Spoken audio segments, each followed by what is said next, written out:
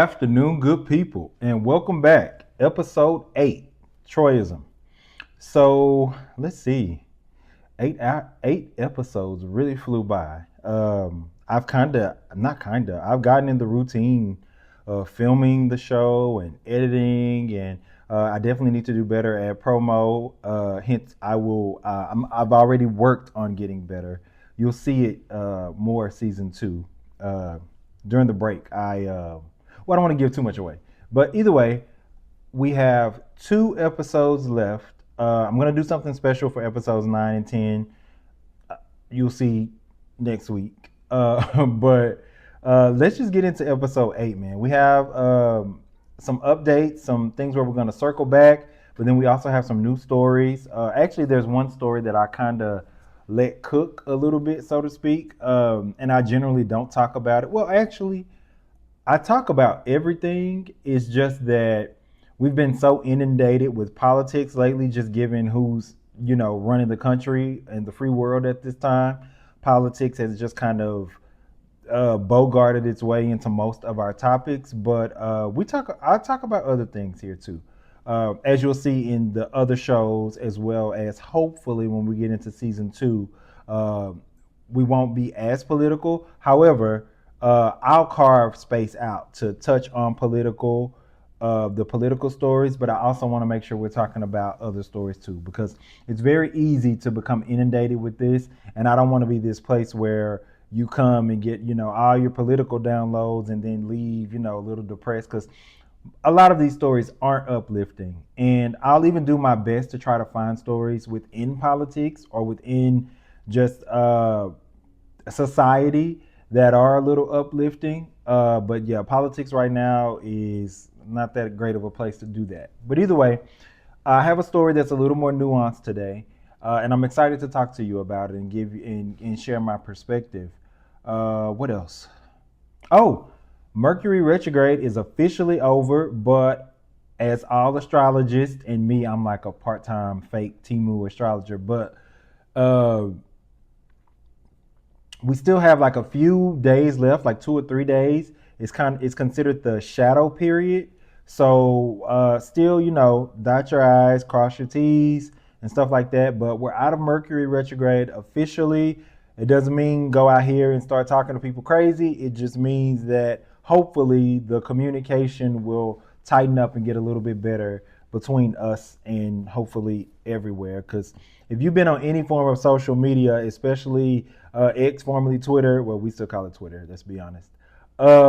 You've seen that it's been chaotic during this. This has been a very chaotic Mercury retrograde. If you ask any of the astrologers or people who follow astrology, they've all said, this one's been, one for the books. But we're living in unprecedented times, pun intended. So let's get into the quick stories, the circle backs, and I may call this segment circle backs. We'll see.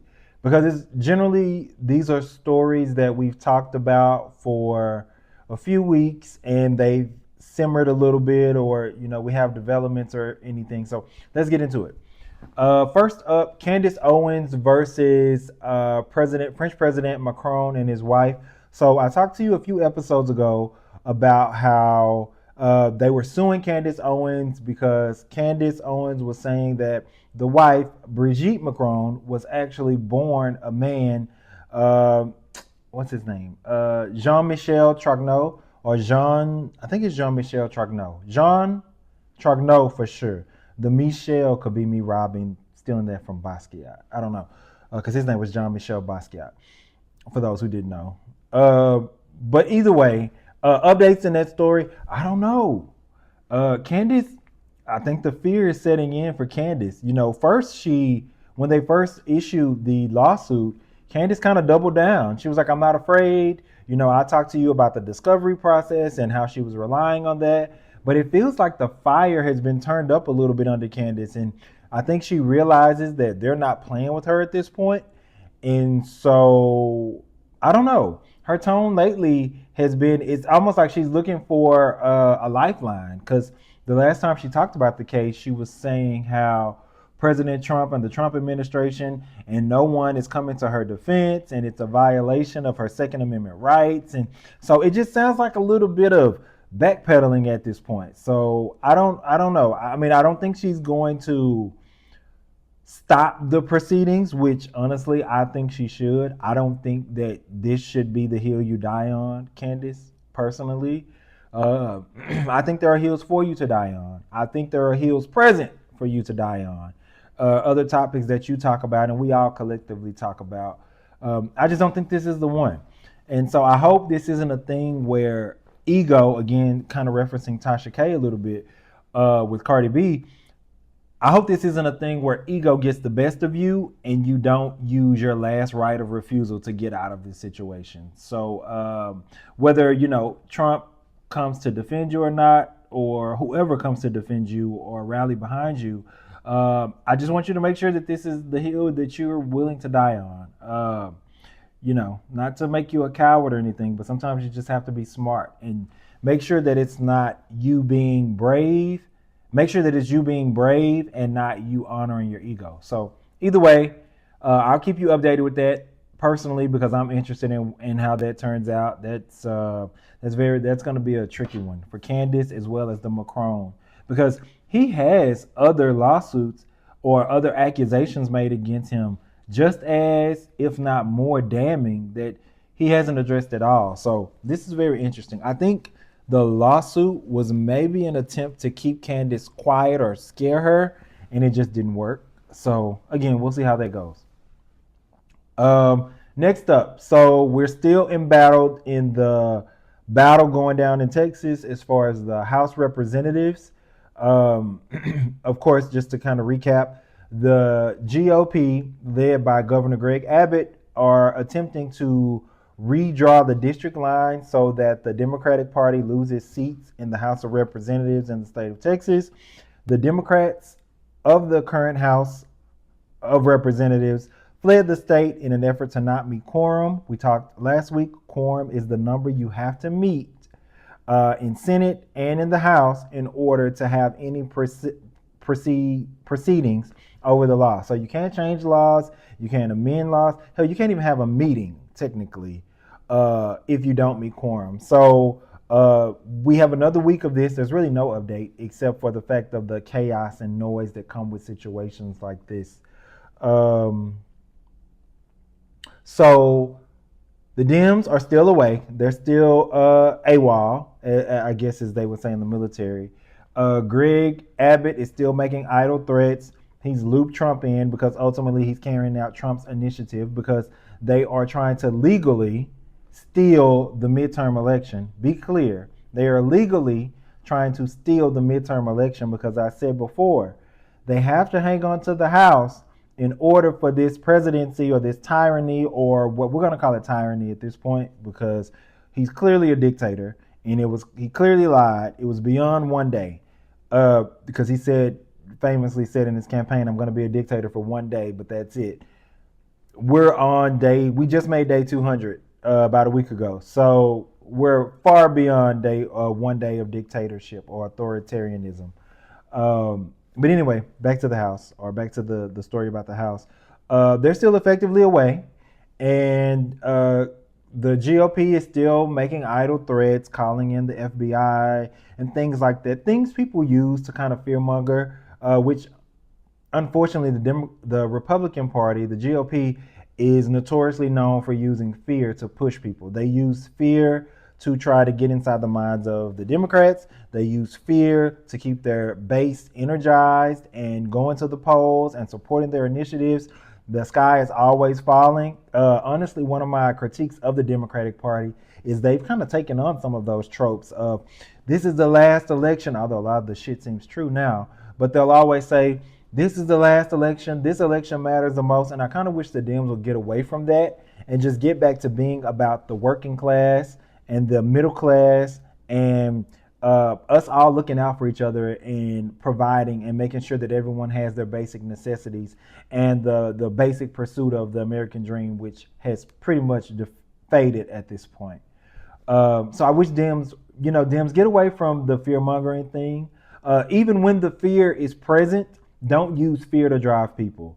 It never lasts long. You can see with the GOP, it doesn't last long. So don't use fear to try to, monger people or get people on board or whatever. So those are the two stories that are pretty much. So wait, we're in for another week of this as the Democrats are still absent, and so they didn't meet quorum again, so they won't be able to pass their redistricting again.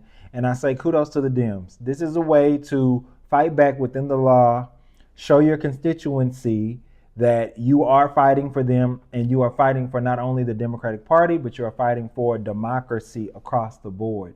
There are a lot of people who should be in the Republican Party who should be watching this, and while they can't be vocal, they should be respecting and honoring this because this is how you uphold and protect democracy. So kudos to the Dems. Keep fighting. Jasmine Crockett, the whole crew, Rep. Al Green, and all of the others who are fighting for democracy, not only in the state of Texas, but in the House of Representatives for the entire country. I know Sheila Jackson Lee is looking down and she's very proud of you guys. So keep up the good work. Keep up the good fight. We all support you. We're all looking to you because you're setting the precedent of what this fight will look like as far as legislature. What else? Is there anything I need to circle back on? Um, I will not be talking about Sydney Sweeney ever again. I almost regret that I even talked about Sydney Sweeney, and now I'm talking about Sydney Sweeney. So let's take a break. That's all of our circle backs, and then we'll get into our big three stories. Hang tight. And we are back. Time to get into our first story. Here we go. And this story is it's been kind of bubbling under for a while. I know within the black community and then on the internet as far as the battle of the sexes, which is never ending, like the bloom popping and all that stuff. So this kind of falls under that category. I thought it would have been I thought it would be a departure from what we normally talk about. And I'm actually interested in this story a little bit because this rhetoric has been going back and forth for a while. So I kind of want to talk about it. First, recently, rapper Trick Daddy was on Nene Leakes. Nene Leakes, Bravo celebrity, Real Housewives icon, has a talk show that streams on YouTube, the Nene Leakes show. And one of her most recent guests was Trick Daddy. And on that episode, he went viral and is receiving some backlash because he said when it comes to dating, he's not interested in women over 35 because he said they are damaged goods. And for the sake of this discussion, I'm going to say he's referencing black women simply because I think that's primarily what he dates. I mean, I used to watch Love and Hip Hop, so I actually know for a fact. Love and Hip Hop Miami, so I know for a fact generally that's what Trick Daddy dates, black women. So I'm gonna assume he's talking about black women because he's dated primarily black women. He was married to Trina's cousin Joy for a very long time. If you watch Love and Hip Hop Miami, you know all this stuff. And then he was talking to Nene Leakes, a black woman. So for the sake of this argument, let's just assume he's talking about black women. Either way, he says that black women age 35 and over are damaged goods, which is always interesting. Like referencing humans as goods. Like, I don't know. There's always a through line of like slavery for me. And maybe I'm reaching, maybe it's too deep, maybe I'm going too far. But when you remove the humanity from any human being, I always go back to slavery because that was the key. The key was to remove our humanity so that people could treat us like they wanted to. Either way, back to this story. He said that women over 35 are damaged goods. And then the part that I think took more or caught more backlash and had more traction, he finished that statement by saying that black women need to lower their standards when it comes to dating and finding partners. And so that was the part that, made the noise. And, because in general, telling anyone to lower their standards is an affront to everything that they've done or achieved or worked for. Telling them to lower their standards means that you are reaching beyond your weight. You are reaching beyond, or you're just simply being unrealistic about life and how life works. And so I sat with that because those kind of statements always are a double-edged sword to me. They offend a group, but they also stab a group at the same time. And so that statement did exactly that. So keep in mind, the statement was black women need to lower their standards when it comes to dating black men. So for me, I did a little digging. That's what we do here in the world of journalism. So first of all, let's give you a little backstory on Trick Daddy, because in order to contextualize what he said, you have to understand who he is and where he came from, right? We have to do that about everyone. So first, born Maurice Samuel Young. He was born at, where was he born? Jackson Memorial Hospital in Miami, Florida.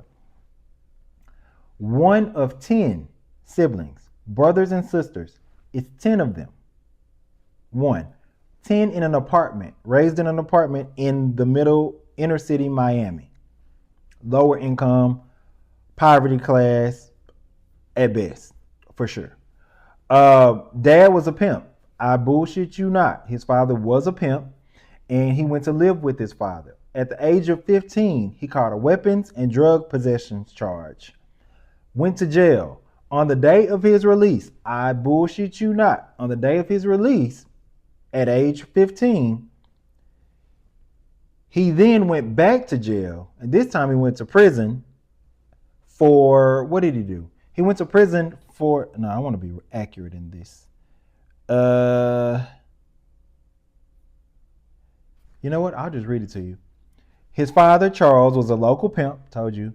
While young and a teenager, Charles took him and his brother Derek Harris to live with him. During the time, Young and Hollywood began to deal crack cocaine on the streets. Dad's a pimp, you're selling drugs on the streets. At 15, he was arrested for drug and firearm possession. The day he was released, he was arrested on an attempted murder charge for shooting a man during a street fight. He was convicted and sent to prison at the age of 20 years old. His brother was murdered the same year. So I just want you to know what we're dealing with when it comes to Trick Daddy and his mindset. I want you to, because I want to be fair in this assessment that I'm about to give. Because believe it or not, when he said that, my initial response, my visceral response was, I think he's right.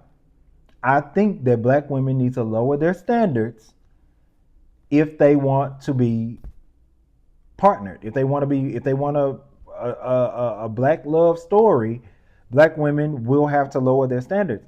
And when it was my initial thought, when it was my first thought when I read it, like, which is why I didn't even get into this story or dig too deep into it, but it kind of, grew some wings and kind of stayed alive on social media. So I kept seeing it and I was like, let me dig into this. He's right. Black women will have to lower their standards. Let me say this first and foremost. As far as Trick Daddy and I don't indict Trick Daddy for this thought or this thought process or this mindset. Because first of all, if anything, he's bold enough to say it. That sentiment is pretty general right now. Hence why we have all these battle of the sex talks on these podcasts and things like that. So it's not uncommon. He's just the messenger. And as crazy and as wild as Trick Daddy sounds, and I'm a fan of Trick Daddy's music, Trick Daddy is on my workout playlist now. Like the deep cut. So I'm a fan of the whole Miami sound, all the way back to Uncle Luke. But when it comes to Trick Daddy, you have to understand that he's just the voice of a generation, Generation X to be exact. But he's a voice of a generation, and he's a voice of black men in the South who grew up in poverty-stricken environments, inner city, where drugs and stuff like that ran rampant during the 80s, late 70s, 80s, 90s. So he's speaking from his experience and his reality. So first, let's give credence and credit to that. But where I say he is correct is, and this is where I started talking to black women. Black women generally, by the numbers, if you want a black man, you will have to, in some areas, lower your standards. And by standards, because I went to the AI for this, I'm not just pulling this shit out my ass. Like, you will have to lower your standards because just in the top 8 primary categories, black women outpace black men. Black women outpace, from the AI, black women outpace black men in educational attainment, bachelor's and above, enrollment in higher education, not even the degree, just going to college, employment rates, black women are more employed than black men, home ownership, black women own more homes than black men, entrepreneurship, entrepreneurial acumen, driving economic growth within the black community, life expectancy, general wage gap within the black community. So this is where it twists. If you go outside of the black community, we still have the struggle of earning in comparison to the straight white man, or just the white man in general, on the dollar. But when it comes to the black community, black women are outpacing black men earning leaps and bounds. Now this is an aggregate. So the highest paid person in the black community is very well still the black man. But as an aggregate across the board, black women outpace and out earn black men. Now, so all of the challenges that black women face outside of the black community are the pay disparities that unfortunately they just fall in a long list of all women who have pay disparities and socioeconomic disparities as it compares to men in a patriarchal society. And I don't want that to be a bad word, patriarchy, but it's just the society we live in. Men run it. Deal with it. I mean, don't deal with it, but accept it and acknowledge what it is. No matter how you feel about it, you have to accept it and acknowledge it, even if you want to change it. So that's where we are. So I gave you those quick AI stats just to let you know and just to speak to black women. If you do want a black man, if that is your goal, you will have to understand that socioeconomically, you are outpacing black men. You are outpacing black men leaps and bounds.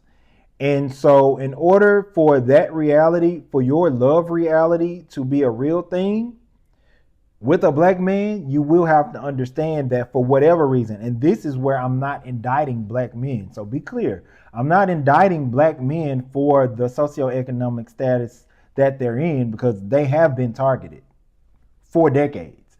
So I'm not attacking black men for why they aren't further along in this process. There is accountability to be held, but we can't hold that accountability without acknowledging the outside socioeconomic and governmental and systemic systems that created this. So when I say that black women will have to lower their standards, it's not because black men desire or put themselves in that position, but it is still a reality. And so the reason why I'm addressing this is because what I'm hoping is that each side understands where your strong points are and where you have been personally attacked, and hopefully you all can find some grace for one another. That's why I even brought this story. I'm sorry I didn't bring this story to drag Trick Daddy, and I didn't bring this story to check black women or put black women in their place. I don't even know why I did that neck roll thing, but that's what they say about black women, which you have a right to be whatever you want. Roll your neck till it fall off, girl. But I wanted to bring this story here because I wanted to show you all that it's more of a puzzle piece than anything. And you have to be able to extend grace to one another. You have to, black women, you have to understand that while you own homes and you work more and your life expectancy is greater and you have a greater, you lead in the wealth gap in the black community, and you are revered as the leaders and the most educated, not just in the black community, you are the most educated women in this country, highest educated women in this country. What I'm saying is, and not make excuses and not make allowances, but understand and show grace and empathy for the position of the black man. Now, pinning that to the other side, black men who talk like, think like, act like, rap like, walk like, view the world like Trick Daddy, I need you to understand that these women have been holding you down in spite of not only your own actions and accountability and lack thereof, which still needs to be atoned and addressed. We'll do that at another time. But they've also held you down in the face of the systemic challenges that have been placed upon you and targeted upon you. So I think what I'm saying in all of this, and I'll wrap this up, is I'm glad Trick Daddy brought this to the forefront so that I could dig into it and just say, at the end of the day, we are still very much in lockstep as a community. Look at those exit pollings, even with the detractors who voted for Trump or who just abandoned the initiative of the Democratic Party and just the community at large. 92% of women still voted for Kamala Harris. 88% of black men, higher than any other group anywhere, voted for Kamala Harris. What I need you to understand about those exit polls is that while black is not a monolith, which is a bit of propaganda, but we'll talk about that at another time. While black is not monolithic, we are still very much locked in step as a community about what matters to us, the direction we're headed in. And if we can understand that these positions of women need to lower themselves or lower their standards, or black men need to step up to the plate and be the leader of the community and stop making excuses, whatever your point of view is on this situation, we're still generally and majority, is it majority? I don't know. Majority of us are still in lockstep as far as what matters to us, what we want to see for our communities, and we're all on the same page. So while I understand that this is a point of focus and that we do need to talk about and take our equal shares of accountability, I think that we need to work more so in showing each other grace and not talk about where we are, but let's have conversations about how we got here. So I'm sorry I'm not dragging Trick Daddy. I'm not dragging black women. I'm not doing any of that. And even with the 35 and older damaged goods thing, I'm going to shoot him some bail and call that ignorance and say that what he means is men primarily operate biologically. And we know at 35, the maternity becomes an issue for women. So I'm just going to shoot him some bail. Let me shoot him some bail, ladies. Let me throw him a little grace and say that he was speaking about fertility and biology. And while that's still not okay, it's a lot better than calling a whole group or demographic damaged goods and no longer available for use or worthy of being engaged. So let's take a break. Let's cool off from that Trick Daddy stuff. But before we go, what I do want to say is Nene Leakes. I know everybody's talking about the whole go back to Real House. Don't do it. Don't go back to Real Housewives. You have something with this show. Stick with your show. Work on your show, because I'm one of the people who remember in the succession, it should be you after Wendy Williams. No disrespect to all the shows that popped up after that. There's space for everybody.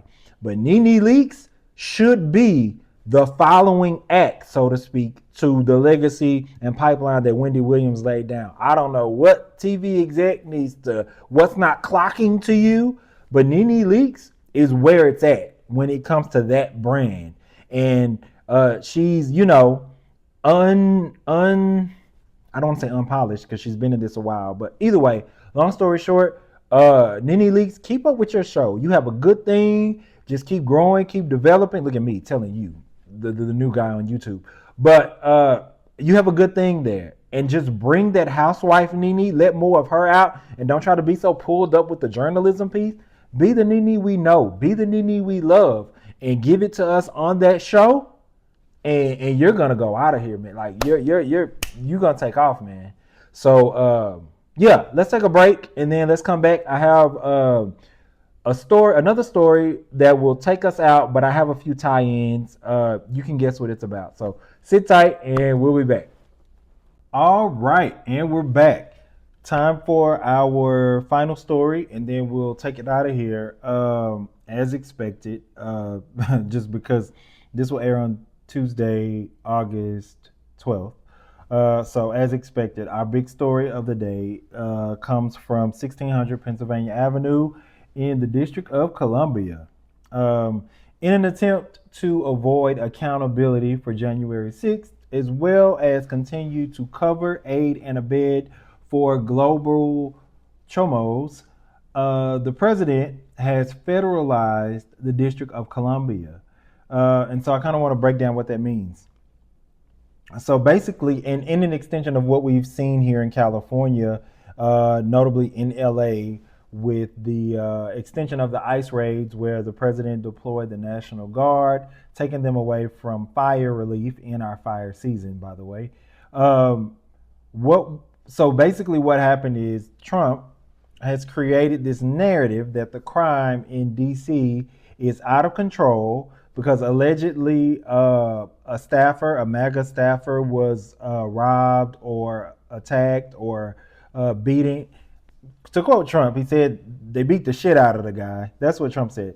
But basically, this guy was attacked, and unfortunately, in uh, big cities, urban cities, whether it's LA, New York, DC, Miami, Houston, Chicago, any of these major cities, this happens. It's unfortunate. I've lived in big cities in the South. I've lived here in LA for quite some time, and it happens. I've had my cars broken into.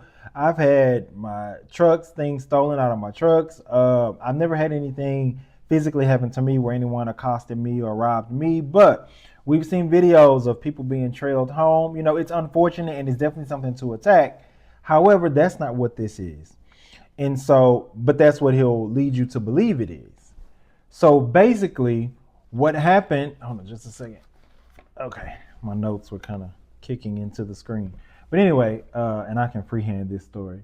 So basically, he created this narrative that DC right now is unsafe and the local law enforcement, the Washington, D.C. Police Department, as well as the mayor's office, are incapable or unable to remedy the crime, which is, again, furthest from the truth. Actually, crime, DC is at a 30-year low for crime. Now, there's always work to be done in major cities. We know that.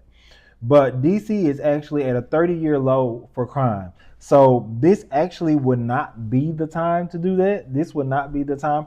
Actually, we saw a surge in crime during the pandemic simply because people were not working. People were unable to provide for their families. People also had idle time. They weren't going to work. They weren't necessarily leaving their houses. We weren't able to be necessarily social. So on the heels of the Black Lives Matter and the protests we had at the time, it was just a very volatile time. So we actually saw crime rise across all major cities during that time, which is not great, but it's kind of par for the course given the formula we were in at the time. Anyway, back to DC. He's saying that DC's crime is still a problem, statistically not the truth. And so what he's done is he's effectively taken over DC and federalized it, putting a National Guard on the ground. He's calling in other military forces to essentially be the police, be the law enforcement arm of DC to drive crime down. Now, this is where it gets even more sinister and deeply concerning, is that first of all, he enacted the Home Base Act, which does allow the president to take over the District of Columbia. But on the heels of this, the backdrop rather of this is he's saying that there's this group or gang of young bad actors and young gangs aged 14, 15, 16, 17, under the legal age of pursuing. And I want you to keep this in the back of your mind because there's a through line here. He's saying that they're the ones causing the crime, and because they cannot be tried as adults, then it's very hard to kind of stop or slow or lower this crime problem that's not really a problem. So either way, this administration has a very tough time with messaging when it comes to targeting children or underage youth for any reason. Putting a spotlight on children is their specialty until it's time to be accountable for the global atrocities committed by their acquaintances and friends. So he's called in effective today, and this is being filmed August 11th. Effective today, he's called in the military forces to help lessen crime. In addition to that, they are targeting young gangs, or they call them young gangs. They're targeting teenage children and want to prosecute them to the fullest extent of the law. That's what they want to do. Dial it back to the late 80s, early 90s. This is the same guy who took out a full-page ad for the Central Park Now Exonerated 5. We saw the movie. We saw the docuseries of When They See Us. Great work to Ava DuVernay for capturing that. Great job for the cast involved in that. That was really rough to watch. If you've watched When They See Us, it's very. I've only watched it one time. I can't even sit through it again. I can't even sit through that again. It was tough to watch. But it's kind of like he's redoing this thing. And as far as, or cosplaying what he did back then in New York, which was take a full page ad out saying that they should get the death penalty. They should be punished to the fullest extent of the law. And with the exception of the death penalty, these children were punished very harshly for a crime, ... they did not commit. So we're knee deep in it, man. And for everybody who thought, the issues of the Latino community didn't affect you, or you thought that, them sending, militarizing LA was not a big deal, or rolling them out with plans to roll them out to Chicago, plans to roll them out to New York. This is just a piloting program, people. Please believe. He's hitting the biggest cities, the biggest concentration of minorities to see if he can get this passed and see how he can do it. There's also another part of this that I kind of want to go to. It's also feeling like he's beefing up his personal security by militarizing DC. Now, as it goes, the Home Base Act only allows him to do this for 30 days. Beyond 30 days, he then has to petition to Congress to extend it. It could escalate all the way up to the Supreme Court, of course, but he would have to get Congress to back him to justify extending it for an additional period of time. So we're going to monitor this for 30 days. What I will say is DC is known as Chocolate City, high concentration of black people. Oh, pinning that. In addition to that, he also released an initiative saying, as a part of this initiative, saying that the homeless people, you need to get the hell out of DC. We don't know how you're going to do that. Wait, I think I have I almost made a whole show without burping. I was excited. I was going to celebrate at the end, but either way. So yeah, homeless people, you have to get the hell out of DC, because he said he wants to beautify DC. The Department of Homeland Security actually posted a picture of DC from 1943. I kid you not. 1943, and said they wanted to return to 1943. So I want you to take a break, pause this if you need to, and look up what laws had not been passed in 1943. Civil rights didn't happen until 1965. So that's already out of it. So we're already segregated. We're already, segregation means black only fountains, white only fountains, although we are far more of a melting pot than we were in 1943. So that's a lot of damn water fountains. You may just need to bring your own water, because there's a lot of different groups to drink from water in 2025. But so yeah, homeless. He wants you gone. He wants you out of the city. He said that DC is a reflection of the entire country, so it must be clean in order for the rest of the country to be clean. I hope you hear this. What he's saying is essentially what I'm hearing. We're starting with DC, but we're going to roll this program out across the nation. We're going to clean up DC and use that as the model of how we're going to clean up all of these major, ironically, blue cities in blue states, or blue cities in red states.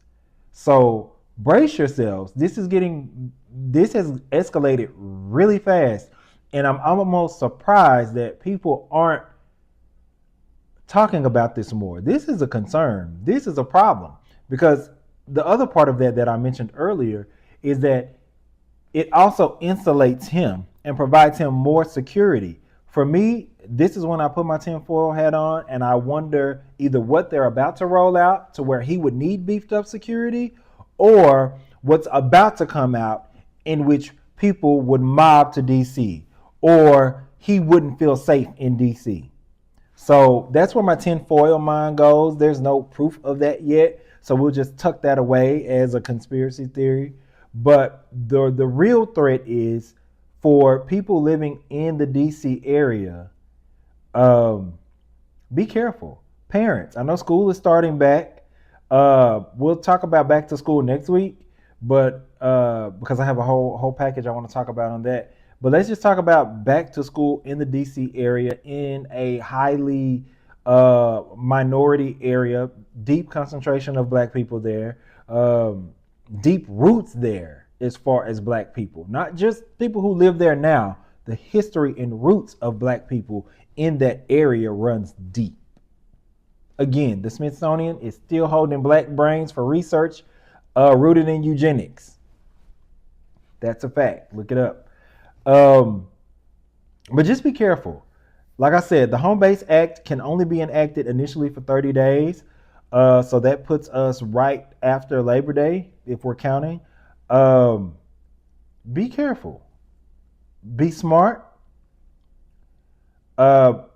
They've enacted a minor curfew that ends, I think, at 8 p.m. And then I think there's a general curfew that either is in place or coming into place. That would be 11 p.m. to 6 a.m. So if that affects your schedule in the DC area, just be cognizant of it, especially if you are non-blonde haired, non-blue eyed. Not saying that's the objective, but we know that in these situations, people who don't represent that demographic very rarely get the benefit of the doubt. So just be careful, be mindful, be alert, and this is not a time to not tune into what's going on the news or not tune into what's going on locally within the DC area. We're getting reports that the mayor has already tried to exhaust every possibility that she can, and she's effectively helpless. So DC, you're going to have to ride this out for 30 days. And so I just want you all to be aware. Again, be careful. This is escalation for those who are waiting for their moment. Last week I told you, what will it take? This is escalation because if we look at everybody that can be detained or profiled or restricted, we have the Latinos, we have Haitians, now we have American citizens. Militarizing forces against American citizens. That's escalation. And I don't know what you're looking for, what you're waiting for. This is the time to be very aware. I know we have a lot of topics going on, and I digress. But we have a lot of topics that are not important right now, that we are talking about people's weight. We are talking about red dresses. We are talking about music beef. We are talking about paternity tests. And don't get me wrong, all of that stuff has its place in the news cycle. However, it is not as important as what you should be leaning in and paying attention to. Your focus should be right now what's happening in Texas, because it is setting the precedent for what will happen as we get closer and closer to the midterms. Again, the midterms are the name of the game. If you can slow this machine and effectively stop this presidency at the midterms, you want to know how true that statement is? JD Vance is all but glory holing Elon Musk to get him back on their side, because they need him for midterms and they need those detractors to come back in. I'd imagine they are behind the scenes now trying to get the podcast bros back on deck, because they need them as well. They need as few detractors as possible. You should be paying attention to that. You should be paying attention to what's going on in Gaza. I know it's not the hot button issue to talk about and take to the streets or blame Kamala for or Biden for, because they're not factors at this point. But you still need to be paying attention to it, because it does set the tone for what carries us into the midterms. Third, You need to not take your eyes off this Epstein ball. I have some news coming down for that. Look at me, journalist. I have some news coming down from that. I want to fact check some more stuff, and I want to present it to you again as a package. But we got a lot of shit coming out of DC. We got a lot of shit coming out of politics that it's almost at the point to where I'm kind of upset that we'll be taking the break. I'm probably gonna do like some mini clips or something. I'll do something because I do want to still talk about these quick hot button issues. But we have a lot of stuff coming out of DC and out of American government and politics that you should be paying attention to. Put a pin in all of this small shit. Put a pin in all this day-to-day shit you're talking about. Put a pin in it because right now you need to be locked in and focused on what's happening in this country and to this country. And essentially the world abroad, because us in China, we pretty much set the tone.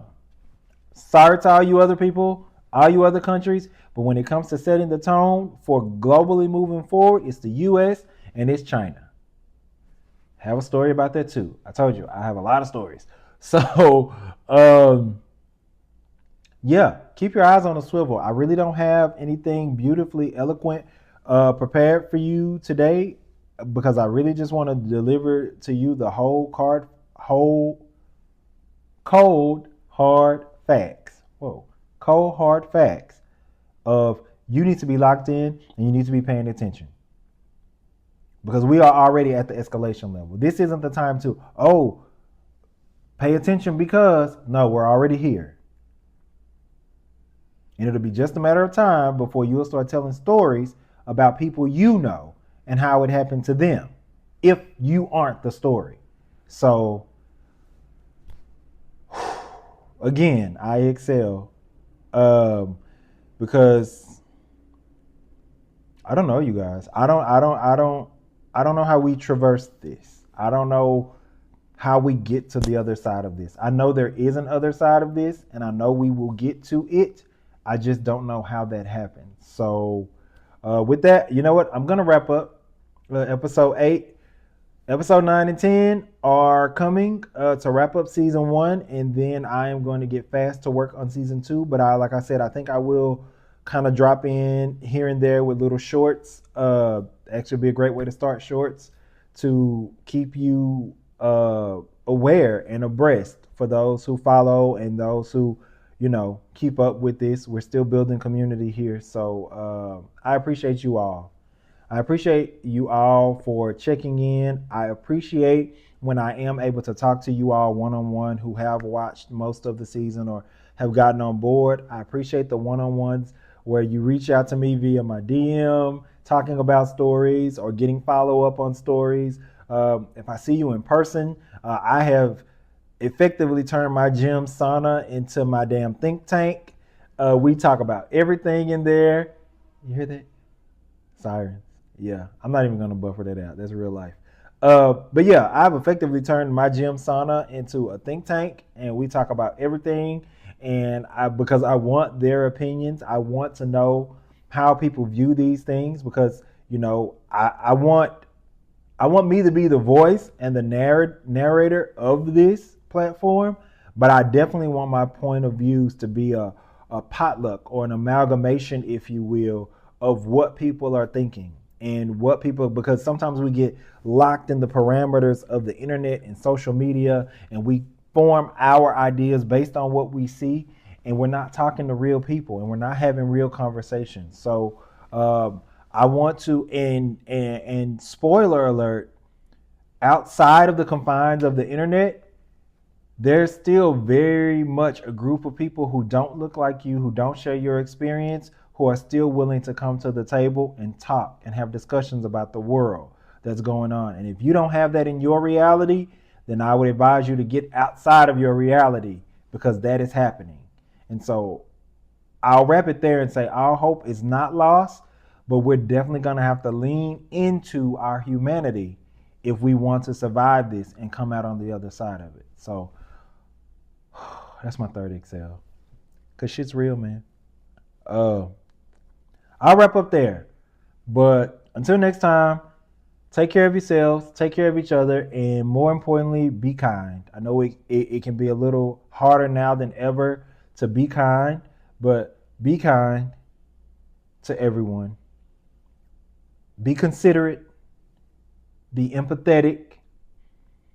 Empathetic means that I may not be able to relate to your specific situation, but I know what the human experience feels like. And I know sometimes it's great, and sometimes I know it's not so great. So I'll give you grace on the strength of I know what it feels like to not be my best. That's empathy. Sympathy is I've walked that road with you. I've walked that road, maybe not with you, rather. I've walked that road before, and I know exactly how you feel because I've sat exactly in that seat. Show sympathy where you can relate. Show empathy where you cannot. Till next time. Bye.